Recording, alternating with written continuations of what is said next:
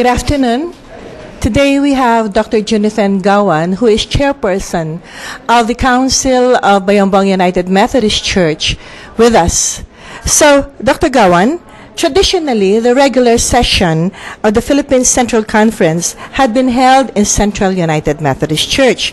What inspired the move to offer Bayombong United Methodist Church as venue for the 20th regular session? Actually, 2 years ago, we held the Northeast Philippines Annual Conference here in Bayombong, and our bishop joked us, maybe you'll be capable of hosting the Central Conference, of course, subject to completion of our building and facilities.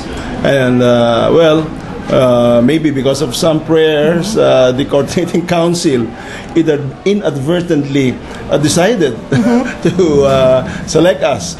So we just prayed and we accepted the challenge, and with the grace of God and the help and assistance, the prayers of so many of our members, supporters here and abroad, we were able to raise resources, design and facilitate the construction and finishing of our chairs. So here we are now. We are not yet fully 100% complete as a church edifice and facilities, but more or less we could satisfy the minimum requirements of the Central Conference.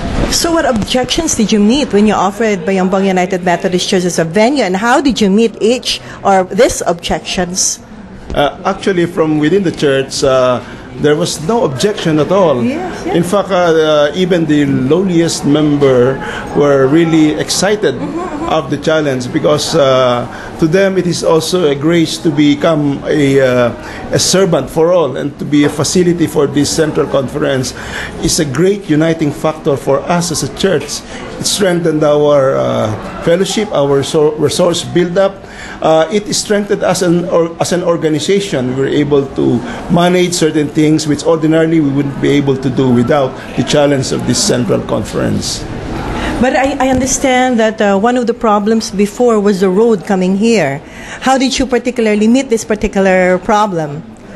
Indeed, there was plenty of these road problems within Nueva Vizcaya before. It was beyond our capacity to solve, but the Department of Public Works actually was able to finish the Vizcaya portion. So what the problem now actually is in the portions of Nueva Ecija, but they are not anymore as serious as before, where you have to wait up to 8 hours to pass these traffic areas. Okay. And what role would you foresee this church, Bayombong United Methodist Church, accomplishing in the near future after this particular quadrennial activity? We have, of course, our next project would be to build up now, focus on building the new school, the United Methodist Christian School, which we have already started.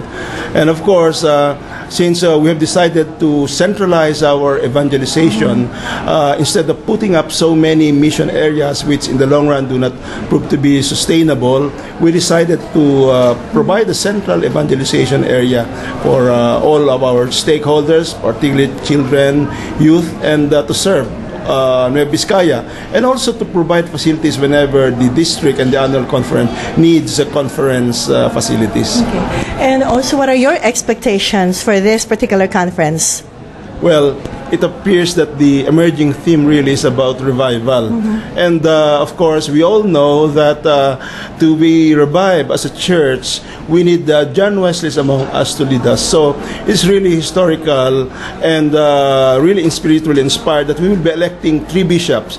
So if we are successful in electing bishops who have the capability, the dedication, the characteristics of John Wesley, then I believe we will be able to re-energize the church and serve not only for among each other, diffuse or eliminate totally these frictions, bickering, which are really unnecessary and which are really irrelevant for a church, and focus ourselves towards our theme of serving other people and proclaiming Christ in the world. Yes. In the future, would you be willing to give a template to other local churches on how they would offer their churches as a venue for a regular session of the Philippines Central Conference? Indeed, as you see, our church emerged as a dream, and we started construction in 2001. So my recommendation is for churches to dream big but accomplish it slowly, surely, and with dedication. So we do not really accomplish something immediately. Okay, many churches, they only want to put up, let's say, a church. So as long as they have a church, that's all. But I would say that sometimes it's better to dream big for a beautiful, big church, so that we inspire members to continuously serve, contribute, and be part of this development. It makes members more cooperative. It inspires them to really participate actively, and it really inspires them when they see the church of their dreams growing before their eyes. So in the meantime, what kind of inspiration can you give, aside from the physical infrastructure that we see here, to the other churches? Actually, there are more churches who have more money than us. Of course, there are more members, but I think the quantity is not really one of the most important elements in church growth, but it is really the quality of the relationship of the members. And you will see the quality of relationship of the members, the level of their spirituality, and how they express it in the outcomes of their works. Okay. Thank you very much, Dr. Gauuan. Junifen, yes, you allowed me to call you that. Thank you very much for this particular opportunity. Thank you too, Tess. Yes. And God bless you. God bless you too.